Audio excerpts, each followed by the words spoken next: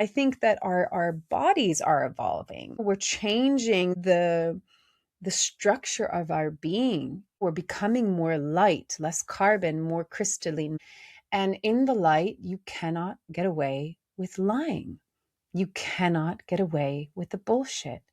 And so, micro, macro, as within, so without, if we want to clear all the toxicity that is in the world and all of the, the lies and the shadow is coming up, we also have to face our humanity, and face it with compassion.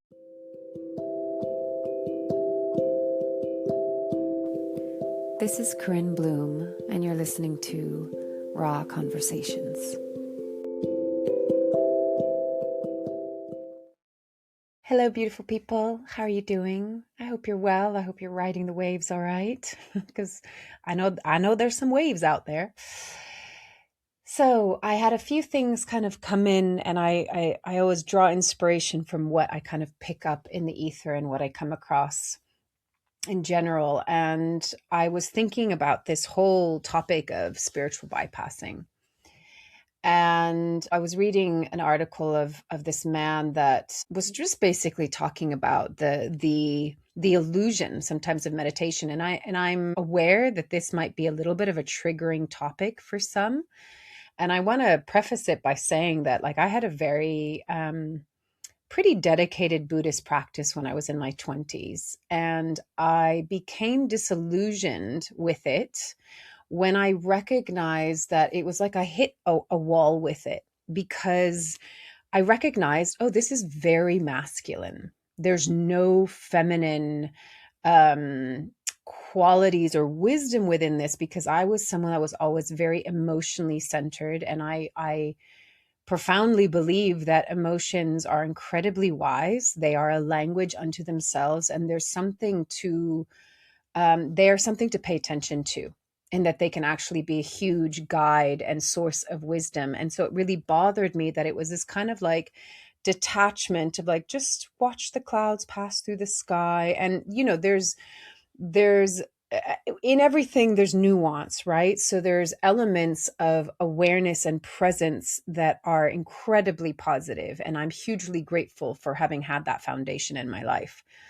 But there's also the shadow side of the coin, always, and it really depends on how we're using the tool, so to speak. But there is a lot that kind of, especially if you go into a more Zen practice, that it's this kind of zoning out, zenning out, let's call it. And it's a detachment. It's this kind of removing ourselves from our humanity rather than really being in it. And so for me, I walked away from the practice because I thought, no, for me, there's something very important about our embodiment, to be in the body, to listen to the body, what the body is saying, how it's speaking, our emotions, our feelings, our sensations. There is absolute wisdom. And if you look at the world right now, you're going to see that there's a lot that's being turned upside down on its own head, because there's been a lot of manipulation. There's been a lot of lies. There's been a lot of inversion, right? So it's, again, I'm going to reiterate what I said, that there's nuance. I'm not throwing the baby out with the bathwater, but there are some things to really pay attention to, how they can be a bit of a pit that you can fall into. And sometimes maybe the manipulative nature of it to pacify a population of people. So I know that this might be triggering. I encourage you to just stay with me and let's have a conversation about it. I always think it's just good to think, to contemplate, to be curious, and let's see what comes out of it. Okay, so let's dive in.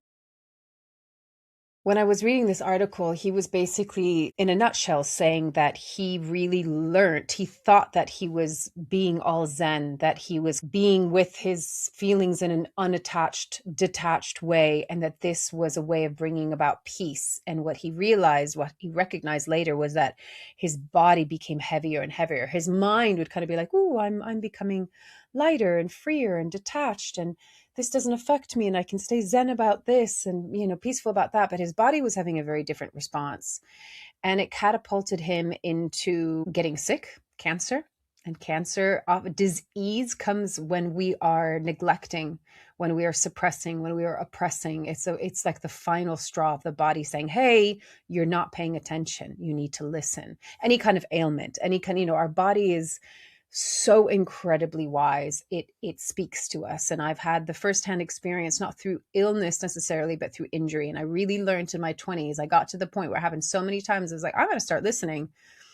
And when I listened and when I followed, it always brought me into a place of truth, into a place of freedom, and into alignment with my true and higher self, you could say.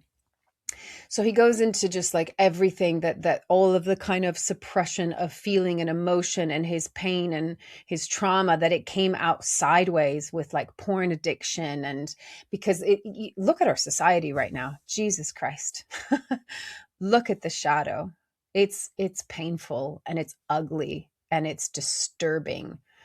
And look at what's been sold to you, right? The opposite, purity without sin, be like a nun, be like a monk. And then look at what's going on under the surface behind the scenes, right? It's without words, actually, really, because it's that disturbing. So the thing is, when we use something as a tool for awareness, wonderful.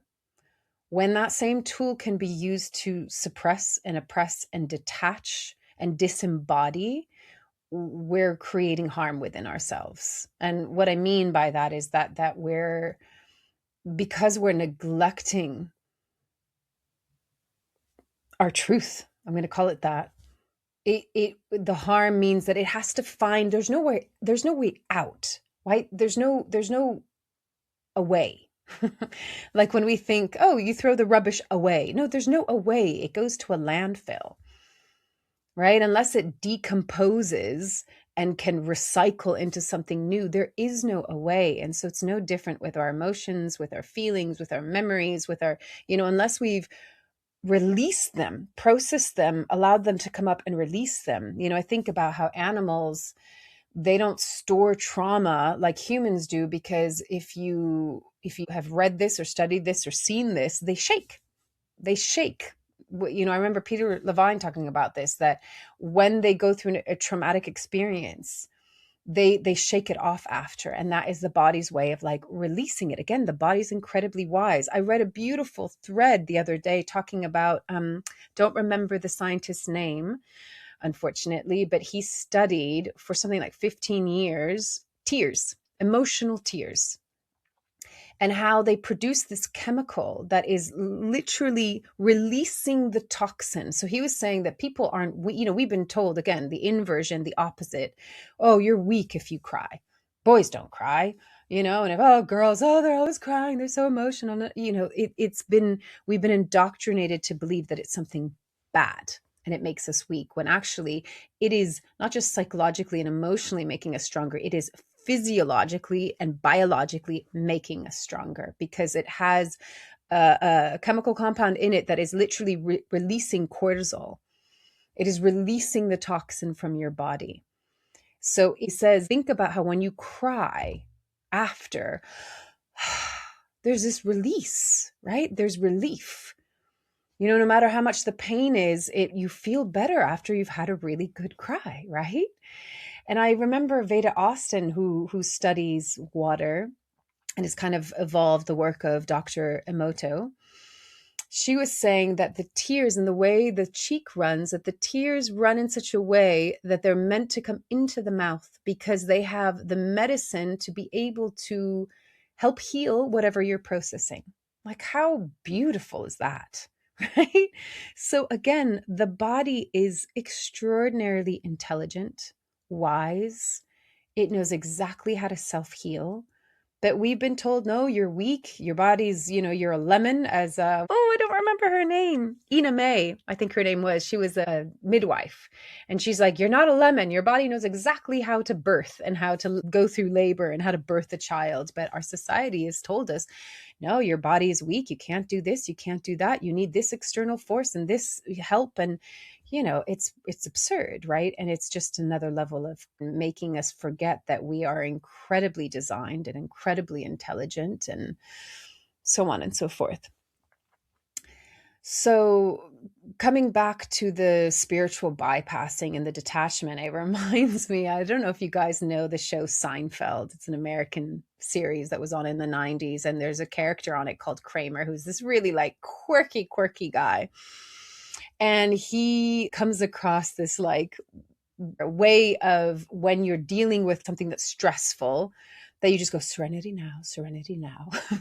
And so he at first he was like, oh, I'm doing great, you know, shit comes up, nothing affects me because I'm just saying serenity now, serenity now. And as the episode goes on, he starts to get a little bit like wired and crazy because he keeps on just saying serenity now, but these things keep on happening, but there's no release, right? He just keeps on saying serenity now, serenity now. And then one thing happens and it just breaks the fuse, and he all of a sudden like snaps and loses it, and you see him go into his apartment and you can just hear he's like thrashing everything around in the apartment screaming serenity now. And then he comes out and he's like, I feel so much better. And then what happens is he ends up running into one of their old like whatever high school friends who was in a mental institution. And anyway, the story goes, the guy that was in the mental institution says, yeah, serenity now, insanity later. And so it's this really, really good, funny example of when you suppress, it doesn't go anywhere. You're not releasing it. You're not going, oh, Zen, oh, mani padme hum, I'm tranquil, I'm peaceful, I'm above it. Right? I'm above my humanity. And actually in this article, he said, if you feel like you're above your state of being, your humanity, you're in trouble. You're in trouble. And his message was like, get in your body, feel it, process it, release it, because otherwise it's going to come out through illness, through disease, through injury. So I've been talking and talking. Thank you for hearing the monologue so far, as always. So, why I'm sharing this is because we are reconfiguring everything right now. We are essentially flipping the rug upside down, and we're looking at all the shit that's been swept underneath it, and we're looking at all the illusions, all the inversions, everything that is upside down and turned inside out and is based on a lie and is the inversion of what is meant to be natural and organic. And we're making the choice to change it and see it for what it is, and bringing back the template of the organic universe and the organic matrix, which basically in simpleton terms means just coming back home to who you naturally are, and letting go of the false narrative of who they've made us believe that we are, which is a total lie, right? So one of the things is that you can see the people, like, yes, there's such a thing as cognitive dissonance that like helps just people not go into psychosis because they can't handle things. Like, I get that, and I can have compassion for that. But there also is this, I find myself like in this funny place a lot because I don't fit into mainstream, and I have no interest in fitting into mainstream, but I also don't fit into spiritual communities because I'm a very grounded, practical person. Like, I'm spiritual, but with my feet on the ground. And I've seen so much hypocrisy in the spiritual community of people that think that they are holier than thou, that, if you receive this transmission, then you're going to reach enlightenment. But if you don't have the transmission, you're not. And so they think that they're like on the path to enlightenment. And then what you see is they treat people horribly, or they're like doing drugs or having affairs and saying that they're enlightened, like, because they've had this transmission. Like, fuck off. Excuse me. But like, what utter horse shit, what utter hypocrisy. And hypocrisy drives me crazy, because it's like, just be a normal asshole. Don't be a spiritual asshole. Don't be an asshole wrapped in this beautiful gift wrapping paper that is called spirituality. Like, no. And I think we're coming into this time of truth and authenticity. Again, remember what I said, like, the more false and fake and artificial things become, the more real and authentic we need to become. And I think just the tolerance for bullshit, if you can observe me, like, I got none. I got no tolerance for bullshit, because why live a lie? why live inauthentically? For me, it's like there's no point. Like this realm is hard enough as it is. I want to do it with truth and honesty and love and compassion and realness. You know, even if the truth is hard and even if the truth is ugly, I will take that over a pretty lie any day. I will take it over the false fuckery of like that zen, that kind of like everything is okay, and the bypassing, because it's not real, it's not honest, and you can feel it. And I think that our bodies are evolving. You know, we're changing the structure of our being. You know, we're becoming more light, less carbon, more crystalline, more light. And in the light, you cannot get away with lying. You cannot get away with the bullshit. And so, micro, macro, as within, so without, if we want to clear all the toxicity that is in the world and all of the, you know, the lies and the shadow is coming up, we also have to face our humanity, and face it with compassion. You know, I think when I was doing the authenticity work, which now I'm more into the soul work, one of the things that I felt like I was really able to offer people, and I always felt so just like, okay, I'm doing my work, and I'm being of service and being in my purpose, when what people would say at the end of a session or a course was, I feel like it's okay to be me. Like, you've shown me that it's okay to be me in all of my humanity. That to me was like, yes, okay. Job well done, right? Because it's not about, we have so much shame in our culture, but we have so much shame in our culture because we've repressed. And what you repress and you put into the dark becomes this like scary ogre monster that you don't want to see. It's like the monsters under the bed, right? The moment you look at your humanity and you look at your pain and you look at your wounds, you realize it's just a scared little girl or boy. It's just frightened. And what it's always needed is your presence, your love, your acceptance, your compassion, your empathy. Just to be hugged, to be held, to know that it's not alone. So we are again at this choice point, and we have this invitation of look at it, feel it. Don't wallow in the story. Don't be the victim.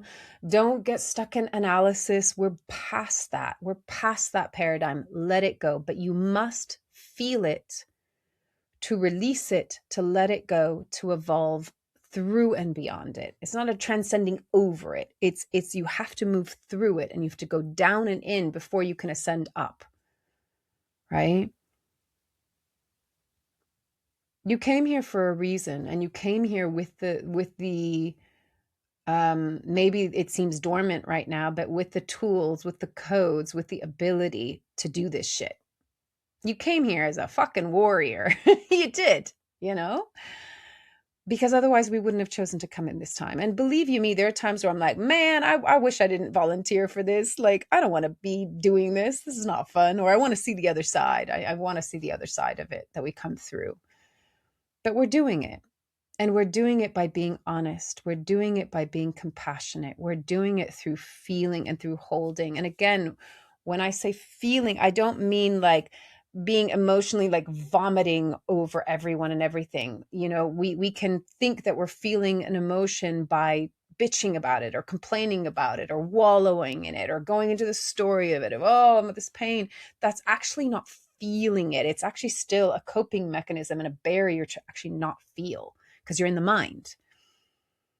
But when you actually really drop in and like in your meditation, instead of trying to go like Zen, clouds going through the sky, I'm detached, I don't feel, non-attachment, take your meditation time to just sit and feel your body. Begin there. Feel your body. Feel the weight of your body. Feel the tension in your body. Feel where breath needs to come into your body. Then you start to go, okay, where do I feel tension? Is there an emotion there? What is that emotion? Why is that emotion there? What is it wanting to say to me? It has something to speak to you about. Where did that come from? Maybe a vision of something from your past, from your childhood, or could be recent.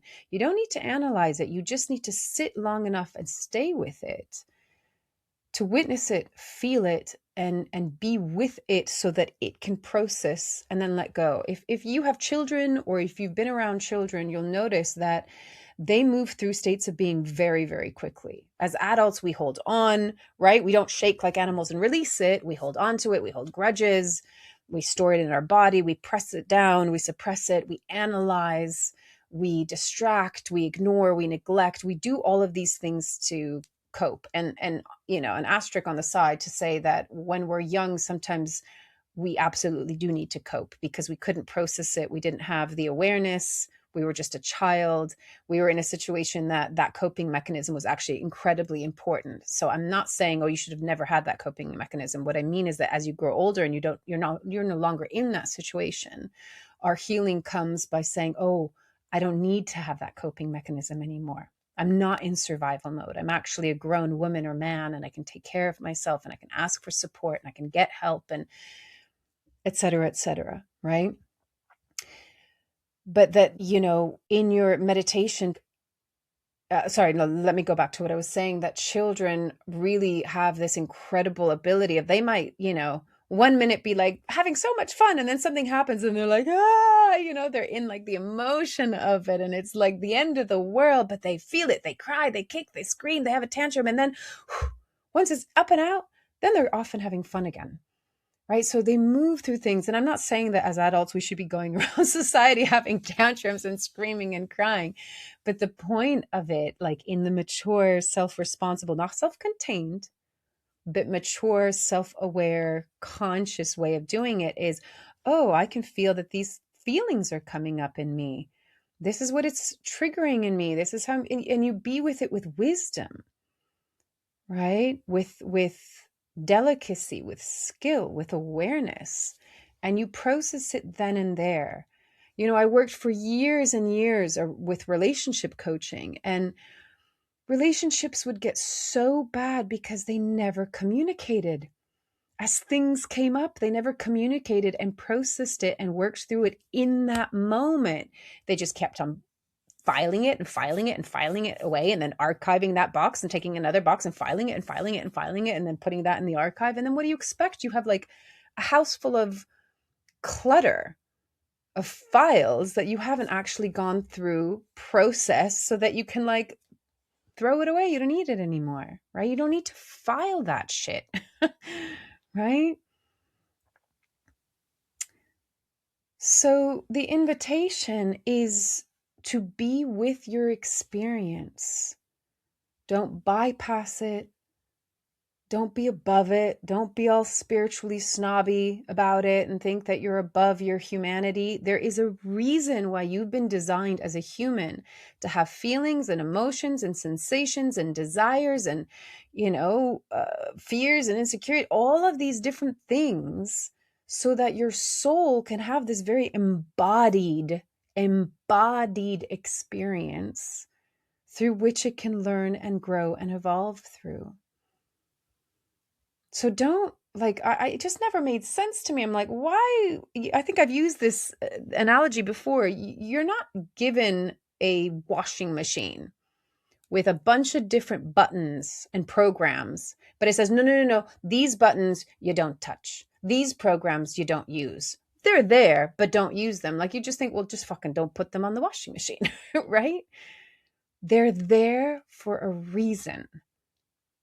And I would almost go so far to say that most of what we've been taught is totally wrong. Or let me rephrase that. Maybe it's not totally wrong, but has it been manipulated? Has it been inverted?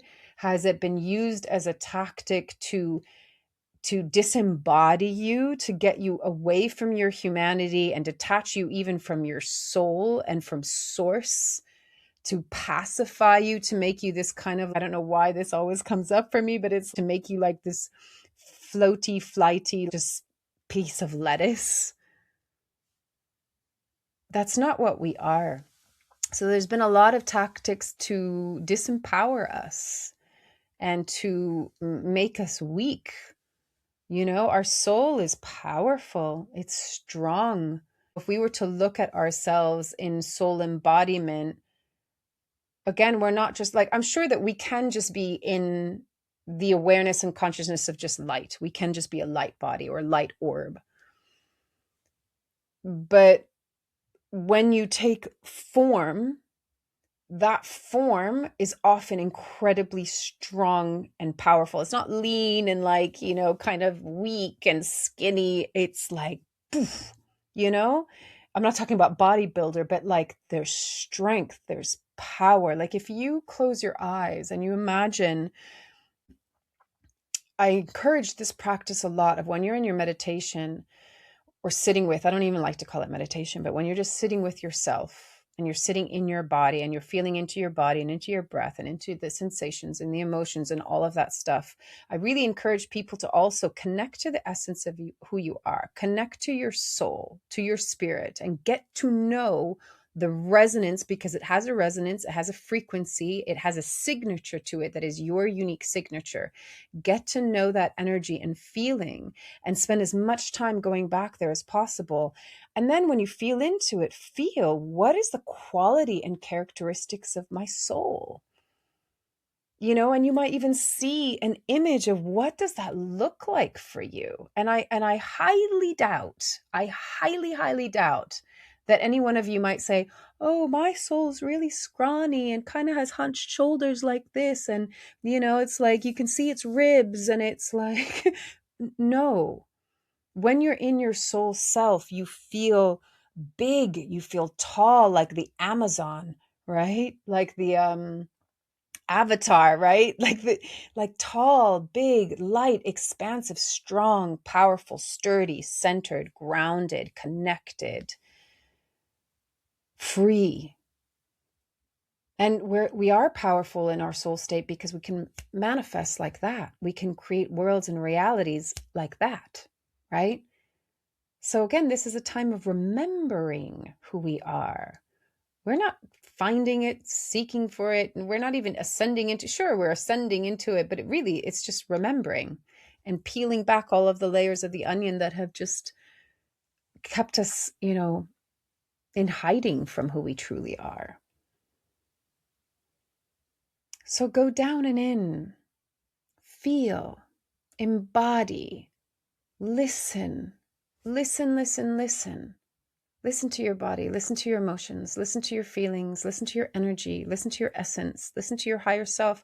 Every morning when I do a sitting with being with myself, I always ask my higher self and oversoul, what message would you like to impart to me today? I'm always in conversation with it. And it's simple and it's succinct and it's calm and it's grounded. That's when you know it's your soul. It's not dramatic. It's not complicated. It's very, very clear, concise, simple, confident, loving, so loving. So we're getting to know who we are, not just as a human self, but as our soul self. But we cannot bypass our human self, because our human self is residing within a part, an aspect of our soul, not our entire soul is in our body, just an aspect of it. Because too tiny. I don't know about you, but I'm always like, this body's too small. So get to know your soul. Get to know your humanity first. Be with your experience. Be with your emotions without judgment, with love, with compassion, with understanding, with patience, with kindness, with gentleness. And if the critic comes in, if the judgment comes in, enough. We're not going there anymore. And it's not about spiritually bypassing, but also sometimes we have to be disciplined to say, nope, I'm not playing that record anymore. Make the choice. Make the choice. How do you want to speak to yourself? Do you want to be that critic that is always pointing the finger at yourself and berating you and judging you and shaming you? Or do you want to be your own champion and supporter? The best parent that you could ever imagine, the best friend you could ever want, right? Fall in love with yourself. And that means fall in love with your humanity and your divinity. And that's how we're going to change everything, is through a state of being. You don't have to do anything more to prove, to validate. That's the old paradigm. Let it go. It's all about your state of being. And it has to come through and into love. I'll leave it at that. Seems to be the theme, hey? So, as always, take it or leave it as feels right for you. Go off and just think about it, contemplate, feel it, be with it, sit with it. See what feels true for you. Yeah? Okay. Loving you from afar. Bye.